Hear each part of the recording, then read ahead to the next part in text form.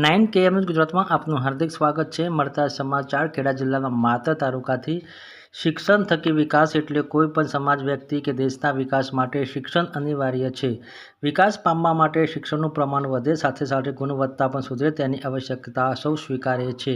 આ દેશને પ્રત્યેક નાગરિક પછી તે મા બાપ હોય કે રાજનેતા, સમાજશાસ્ત્રી હોય કે શિક્ષાવિદ આજે શિક્ષણનું મહત્વ સ્વીકારે છે। સૌ ભણે સૌ આગળ વધે આ છે ગુજરાત સરકારના સૂત્રો।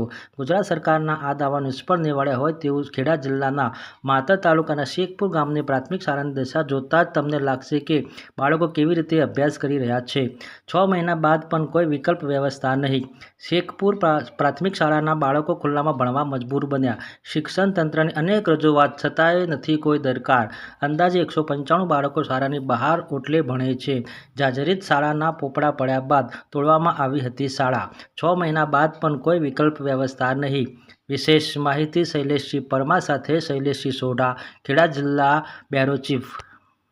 ગામની અંદર જ્યારે ગુજરાત સરકાર એવું કહેતી કે છોકરા ભણે આગળ વધે એ તદ્દન અવકાશ થઈ રહ્યું છે કે આપણે જોઈ રહ્યા છીએ જે બાળકો અત્યારે ખુલ્લાની અંદર ભણી રહ્યા છે અને શિક્ષકો કેવી રીતે ભણાવશે એમની હાલત જોઈને આપણને દયા આવી લાગી રહી છે। કેમ કે ખુલ્લાની અંદર જે ભણતા છોકરા હોય એ આજુબાજુની અંદર ખેતરની અંદર ભણાવી રહ્યા છે તો ખેતરમાંથી કંઈ આ ના થશે તો એની જવાબદાર વ્યક્તિ કોણ?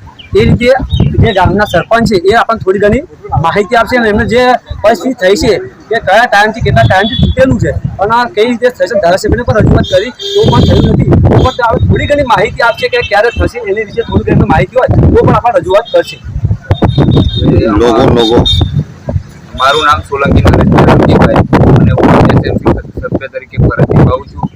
12 ડિસેમ્બર 2023ના રોજ અમારી પ્રાથમિક શાળાની અંદર 4, 5, 10 પોપડા પડેલા અને બાળકોને થોડી ઘણી ઈજા પણ થયેલી।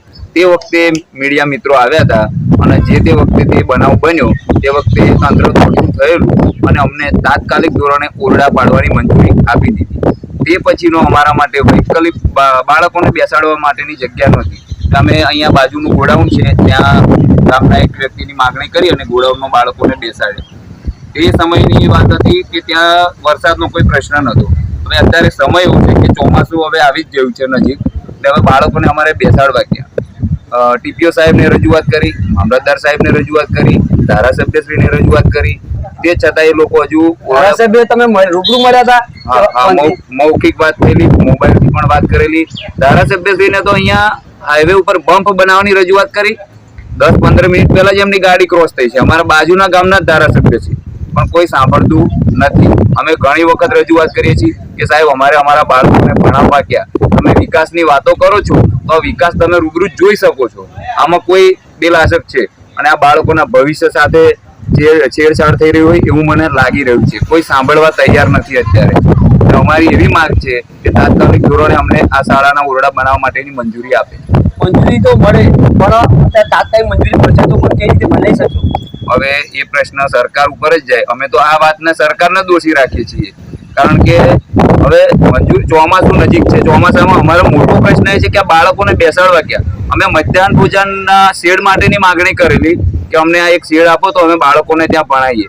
એનો પણ કોઈ જવાબ આપતા નથી। હવે અત્યારે તમે જોઈ શકો છો બાળકોને અમારે બેસાડવા જ કઈ જગ્યાએ? તંત્ર કોઈ અહીં અધિકારી કે તંત્ર કોઈ આગેવાન રાજકીય આગેવાન કોઈ તપાસમાં આવેલું ખરું?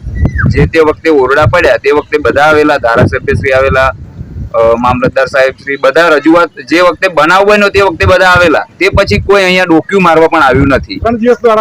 3 દિવસ મીડિયા મિત્રો પણ 3 દિવસ સળંગ આવ્યા અને ઘણી બધી ભાગદોડ કરી। અત્યારે બનાવવાનું છે તો કોઈ જોવા આવવા તૈયાર નથી અને અમારું ગામ, અમારી શાળા હાઈવે ટચ છે। ખેડા તારાપુર હાઈવે ઉપર જ છે અમારી શાળા। તમે હાઈવે પરથી પણ જોઈ શકો છો કે આ બાળકો કેવી જગ્યાએ ભણે છે। તમને પણ એવું થવું જોઈએ કે ખરેખર આ ના થવું જોઈએ। KM ન્યૂઝ શૈલેષ પરમાર, માતર। મારું નામ પટેલ પ્રિયંકાબેન દિનુભાઈ છે અને હું શેખપુર પ્રાથમિક શાળામાં મુખ્ય શિક્ષક છું। બેન, આપની પરિસ્થિતિ છે શું કહેશો તમે? આ પરિસ્થિતિમાં અમે વારંવાર રજૂઆત કરવા છતાં અમને કોઈ વ્યવસ્થા કરી આપવામાં આવી નથી। સ્કૂલ તૂટી ગયા બાદ પણ અમે રજૂઆત કરી કે તમારું ટેન્ડરમાં કોઈ નામ જ નથી આવ્યું છે, તમારું ટેન્ડર કોઈએ ભર્યું જ નથી, એવા જવાબો અમને મળ્યા છે અને હવે પાછળ નવું ટેન્ડર ભરાશે ત્યારે નામ આવશે એવું અમને જણાવે છે। બેન, તમને લાગે છે ક્યાંક અધિકારીઓ ટેન્ડરમાં નામ લખવાનું ભૂલી ગયા છે? ના સાહેબ, અમે વારંવાર એન્જિનિયર સાહેબને વાત કરી છે અને એમણે કીધું છે કે બેન તમારું કોઈએ ભર્યું નથી, નામ જ કોઈ એન્જિનિયર નથી ભર્યું એટલે નામ નથી આવ્યું. એમ 2 ટેન્ડર ભરાઈ ગયા છે અને બીજી જે સ્કૂલો ઊભી છે એમના ટેન્ડર પાસ થઈ ગયા છે, પણ અમારી તૂટી ગઈ હોવા છતાં અમારું ટેન્ડર પાસ નથી થયું. બેન, આપ આચાર્ય હતા, જે ઘડી શાળામાં ઘટના બની, 2 બાળકો ઇજાગ્રસ્ત થયા, એ ઘડી અધિકારીઓ દોડ્યા હતા, તેમણે વૈકલ્પિક વ્યવસ્થા કરીશું તેવું આશ્વાસન આપ્યું હતું. તે બાદ કોઈ કાર્યવાહી કરવામાં આવી ખરી વૈકલ્પિક વ્યવસ્થા માટે? ના, એમણે અમને એમ કીધું કે તમે ગામમાં પહેલાં વ્યવસ્થા કરી જુઓ કે ગામમાં કોઈ વ્યવસ્થા છે કે નથી. તો અમે એક રૂમ હતો સ્કૂલનો, તે મંદિરના ઓટલે અને મિલ એ 3ની મંજૂરી લઈને અમે ત્યાં વૈકલ્પિક વ્યવસ્થા કરી. આખા ઉનાળે બાળકો ત્યાં તડકામાં ગરમીમાં જ રહ્યા છે. મિલમાં કોઈ સુવિધા નથી અંદર.